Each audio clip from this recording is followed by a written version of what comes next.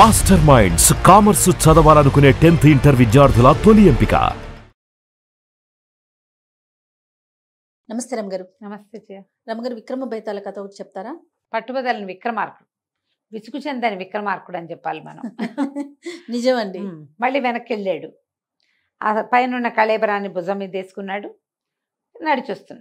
నడిచొస్తుంటే అన్నాడు బేతాళుడు, నీకెంతో ఓపిక ఉంది, నీలాంటి ఒక ఓపికవంతుడి కథ చెప్తాను వినమని ఒక కథ చెప్పాడు.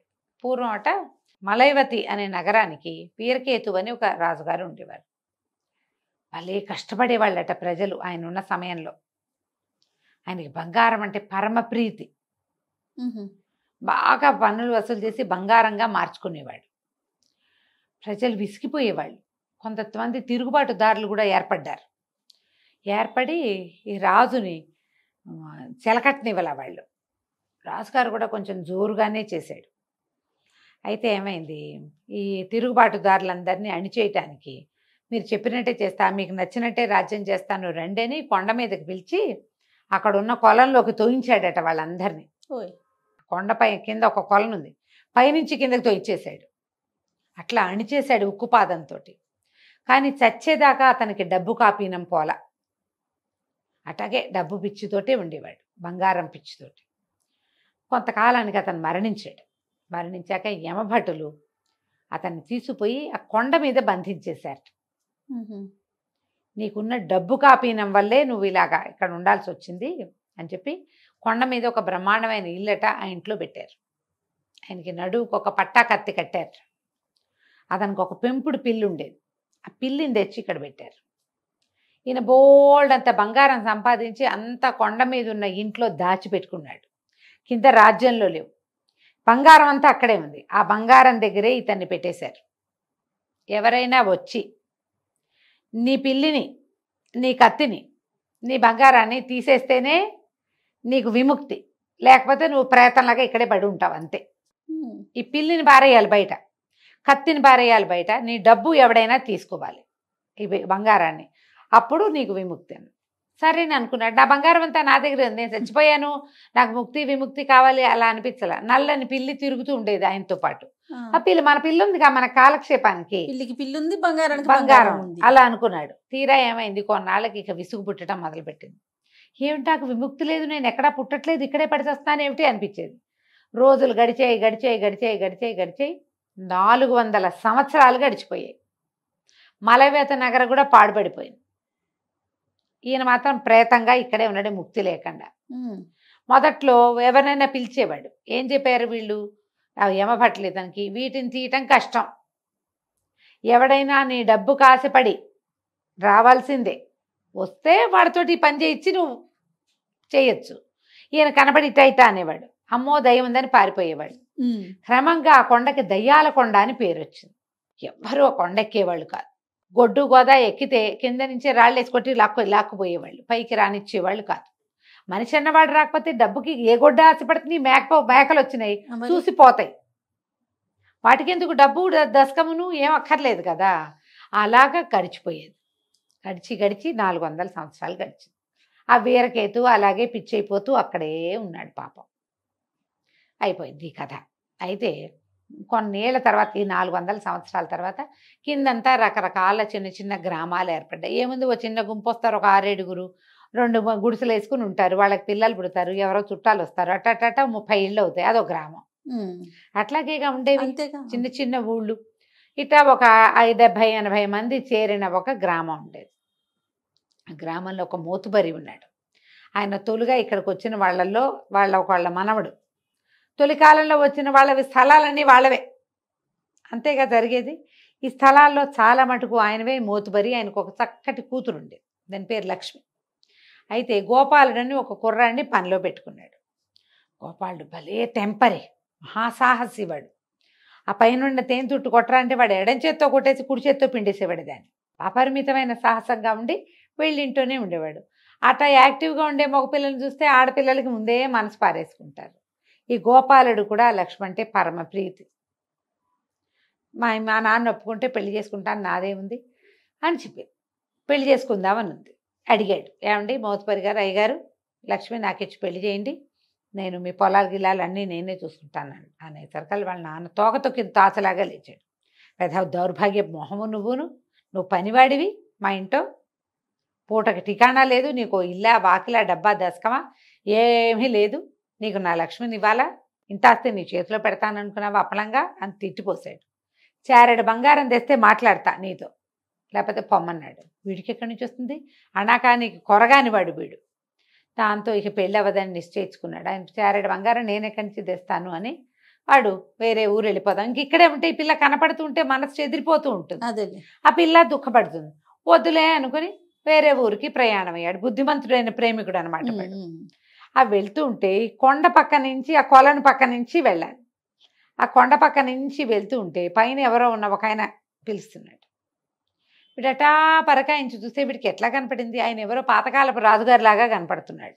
ఓ చూద్దాం ఏమిటో అని పైకి ఎక్కాడు. 4 అడుగులు వేసి ఆయన రా అని పిలుస్తున్నాడు. వెళ్ళాడు దగ్గరికి. వెళ్తే, బాబు నాకు ఒక సహాయం చేస్తావా, నీకెంత బంగారం కావాలంటే అంత బంగారం ఇస్తానన్నాడు. వీడికి బంగారం అనగానే ఆశ పుట్టింది. బంగారం చారెడు బంగారం లేకే కదా లక్ష్మిని వదిలిపెట్టుకున్నాను అనిపించి, ఏం చేయాలండి అన్నాడు. దాన్ని నేను ఒక చోటికి తీసుకెళ్తానండి, కుర్రాన్ని వెంబడి పెట్టి తీసుకుపోయాడు. లోపల ఒక పెద్ద భవనం ఉంది ఆ కొండ మధ్యలో. దాని నిండా ఆయుధాలే, ఎన్నో ఆయుధాలు. ఆ లోపల తీసుకెళ్ళాక అటు ఇటు చూస్తున్నప్పుడు ఏమైంది, బాబు నాకు 2 సహాయాలు చేయాలి, ఆ 2 సహాయాలు చేస్తే నేను బతికిపోతా, 400 ఏళ్ళుగా ఇక్కడే పడున్నాను అన్నాడు. ఏం చేయమంటారండి అన్నాడు. ఇంతలో ఏమైంది, మీ ఆవని వినపడింది. పిల్లి, నల్ల పిల్లి ఒక అల్మార్ పక్క నుంచి బయటకు వచ్చింది. మనిషిని చూసేసరికి పెద్ద పులిలాగా దూకింది తన మీద. దూకేసరికల్లా పట్టుకున్నాడు దాన్ని. ఈయన అన్నాడు, రాజుగారు బాబు ఈ పిల్లిని కొండ కింద పారేసిరా, దీన్ని వెనక్కి రానివ్వద్దు, కానీ పారేసే క్రమంలో నువ్వు నోరు తెరవకూడదు, అనకూడదు, కుయ్యో మొర్రో అనకూడదు, మూలకూడదు, సౌండ్ రాకూడదు, నిశ్శబ్దంగా ఈ పిల్లిని కింద పారే, దీన్ని బయట పారేసిరా, నీకు ఇంకో పని చెప్తా, ఆ పని కూడా చేస్తే నీకు బంగారం ఇస్తా, ఎంత నొప్పి కలిగినా ఎంత బాధ కలిగినా నువ్వు మాట్లాడకుండా ఉండాలి అనేసరికి ఈ పిల్లిని పట్టుకున్నాడుగా, గట్టిగా బడిచి పట్టుకుని చూస్తున్నాడు ఏం చేయాలి అని. ఈయన ఏం చేశాడు, గోడను ఒక దాన్ని ముట్టుకున్నాడు. ముట్టుకోగానే గోడెట్ట తెరుచుకుంది. తెచ్చి వెళ్ళి కొండ చివరికి వెళ్ళిపోమన్నాడు. ఈ పిల్లి వీడిని చేత విధాల గీరి పీకి కొరికేసింది. అయినా సరే వీడు కిక్కుమనలా. వీడికి ఏం కావాలి, బంగారం. అటా పట్టుకెళ్ళి పిల్లిని విసిరి కొట్టేశాడు పైనుంచి కిందకి. కింద పడ్డమేంటి, మాయమైపోయింది పిల్లి. చేతులంతా గీరేసింది. ఇట్లా దగ్గర పట్టుకుంటే ఇట్లా మేడ మీద ఛాతీ మీద కొరికేసింది అది. అయినా సరే వెనక్కి వచ్చాక ఇంకేం చేయాలండి అన్నాడు. ఆయన నడువుకి ఒక పట్టా కత్తి కట్టుంది, ముందు కట్టారుగా యమదూతలు, ఈ కత్తి ఊడదీసి తీసుకెళ్ళి కొండమించి బయట పారేమన్నాడు. సరేనండి అని ఇట్లా నడువు దగ్గరికి వచ్చేసరికి ఇంత పెరిగిపోయాడు రాజుగారు. ఆ కత్తి పార్టు వీడు 2 చేతులు పైకెత్తితే కూడా అందనంత ఎత్తుగా ఉంది. ఓహో, దాన్ని ఎట్లా విపదీస్తాడు వాడు. అట్టాగే మునివేళ్ల మీద నిలబడి కష్టపడి అందినంత మేర ఎట్లా గొట్లా తాగాడు. తాగితే ఆ కత్తి ముడుడిపోయి జర్రును జారి వీడి కాలు మీద పడింది. పై ప్రాణాలు పైన పోయినాయి. అరిస్తే మళ్ళీ కత్తి వెళ్ళి అతుక్కుపోతుంది పైన. ఓహో, అరవద్దు మాట్లాడద్దన్నాడుగా, నోరు గట్టిగా మూసుకున్నాడు. కాళ్ళుంచి అదే పనిగా నెత్తురు వెళ్ళిపోతున్నా సరే ఆ కత్తి పుచ్చుకొని బయలుదేరాడు. ఈయన మళ్ళీ గోడను ముట్టుకుని గోడని ఇట్లా తెరిచాడు. పట్టుకెళ్ళి పైనుంచి కింద పడేసేయమన్నాడు. వీడు ఏం చేశాడు, ఆ కత్తిని ముయిలైపోయాడు. అంతకంతకి బరువు ఎక్కిపోతాను. దానికి ఇట్లా ఒక తాడు కట్టి ఉందిగా ఈయన నడువుకి, ఆ తాడు పుచ్చుకుని ఎట్టాగొట్ట అడుగులు, కాలేమో బొట్టన వేలు చితికిపోయింది, నెత్తురు గారిపోతోంది, పిల్లంతా పీకేసింది, చేతుల నిండా మండిపోతున్నాయి, పుచ్చుకునేలాగా లేదు, తాడు పట్టుకునే సత్తా లేదు. అయినా సరే వాడు నోరు గట్టిగా మూసుకుని తాడు పుచ్చుకుని ఈడ్చుకెళ్ళి మొత్తానికి కొండ మించి కింద పారేసి మళ్ళీ వెనక్కి వచ్చాడు. రాగానే ఆయన అన్నాడు, దానైనా ఇటు రాక అని చెప్పి ఒక లోపల తీసుకుపోయాడు. అక్కడ కొన్ని డ్రమ్ములతోటి బంగారం పెట్టు, నీకు కావాల్సినంత తీసుకో అనగానే వీడేం చేశాడు, వీడికి పైన ఒక ఉత్తరీయం ఉంది. మామూలు తువ్వాలు వేసుకుంటారుగా, తలకు కట్టుకుంటారు, ఆ తువ్వాలు ఇట్ట పరిచి ఒక దోసెడు ఇట్ట డబ్బులు తీసి అందులో పోసాడు. పోసిన మరుక్షణం పెద్ద మోత అయ్యి ఆ ఇల్లు గిల్లు అన్నీ ఎగిరిపోయినాయి. రాజుగారు కూడా లేడు. వీడిట పోసుకున్నాడుగా, అది మాత్రం ఉంది. ఇక్కడున్న బంగారం సమస్తమయమైపోయింది. వాడు పోసుకున్నది మాత్రమే మిగిలింది. వాడు కనుక ఇట్లా తీసుకున్న ఒక్కటి తీసుకున్నా అయిపోయేది. వాడేం చేశాడు, ఆయన చారడిమ్మన్నాడుగా, అందుకని ఇటా జవిరి పోసాడు. అందులో ఇన్ని ఉన్నాయి. ఆ బంగారాన్ని మూట కట్టుకుని మెల్లిగా కొండ దిగి వచ్చేసాడు. వచ్చి బంగారం ఈయన దగ్గర పట్టుకుపోయాడు. ఆయన పాతకాల బంగారాన్ని చూసి ఆశ్చర్యపోయి దయ్యాల కొండ నుంచి దిగొచ్చాడంటే చాలా గ్రేట్ అని కూతుర్నిచ్చి పెళ్లి చేసేసాడు. ఇప్పుడు బేతాళుడు అడిగాడు, వీడు ఇంత పని ఎందుకు చేశాడు, అసలు లక్ష్మి వద్దులే అని వెళ్ళిపోతున్నాడుగా, వేరే ఊరు బయలుదేరిపోయాడు. వాడు లక్ష్మి కోసమైనా ఇంత పని చేశాడు. రాజుకు సహాయం చేద్దాం అనుకున్నాడా, లేకపోతే సాహసంతో చేశాడా? ఎందుకు చేశాడు ఈ పని? ఈ ప్రయత్నంలో వాడు మొదటిసారి పిలిపీకినప్పుడే చచ్చిపోయి ఉండొచ్చు. రాజుగారు చెప్పాడు, నీకు దెబ్బలు తగలటమే కాదు, నువ్వు చచ్చిపోవచ్చు కూడా. తెలిసి కూడా చేశాడు. ఎందుకు చేశాడు అని అడిగాడు బేతాళుడు. రాజుగారు చెప్పారు, లక్ష్మి కోసం కాదు, వీడు బేసిక్ సాహసి. లేకపోతే వాళ్ళ ఇంట్లో పనిచేసేవాడు, నదురు బెదురు లేకుండా నెలకి రూపాయి జీతం తీసుకునేవాడు, కోటీశ్వరుడి కూతుని మీ పిల్ల నాకు ఇచ్చి పెళ్ళిం చేయండి అని అడుగుతాడా? టెంపర్తనం వాడికి. సాహసి వాడు.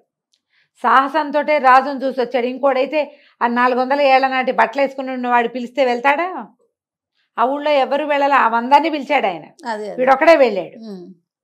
వెళ్ళే సాహసం. ఆయన చెప్పాడు ఏదో ప్లాను, అయినంత అవుతుంది, ఏదైనా సరే నేను చేసేస్తా అని ఉంది వాడికి. పరమ సాహసికుడు అవ్వటం వల్లే ఈ పని చేశాడు. కానీ ఇది లక్ష్మి వాడికి దొరకటం ప్లస్ అంతే. వాడు తీసుకున్న డబ్బులతో లక్ష్మి కుదిరింది. కుదరపోయినా డబ్బులు ఉండేవి వాడికి. ఆయన ఒప్పుకోలేదనుకో, చేసేదేం లేదు. కానీ వీడు దానికోసమే చేశాడని అనుకోవడానికి వీల్లేదు. బేసిక్ సాహసి కాబట్టి ఈ పనికి ఒడిగట్టాడు. ఈ ప్రయత్నంలో ఎలా పోయేవాడు, ఆ లక్ష్మి ఎలాగో దక్కలేదు, పోతే పోతాం అనుకున్నాడు. వస్తే ధైర్య సాహసే లక్ష్మి, అది కూడా వస్తుంది. అందుకని తెంపర్తనంతో చేశాడు అని చెప్పంగానే బేతాళుడికి నచ్చింది. నిజం ఆ మాట. పరమ సాహసి అవటం వల్లే ఈ కుర్రాడు ఈ పనికి దిగాడు. ఆ పిల్లిని పడేశాడు, ఆ కత్తిని పడేశాడు, ఆ డబ్బులు తెచ్చుకున్నాడు, ఇవన్నీ చేశాడు. నువ్వు బాగా చెప్పావు కానీ మౌనభంగం చేసావు కదా నువ్వు, అందుకని నేను వెళ్ళిపోతున్నానని శవంతో సహా బేతాళుడు మళ్ళీ చెట్టెక్కేశాడు. రాజుగారు మళ్ళీ వెనక్కి నడవటం మొదలుపెట్టాడు. కథ కంచికి మనం ఇంటికి. చాలా బాగుందండి. నమస్తే. నమస్తే.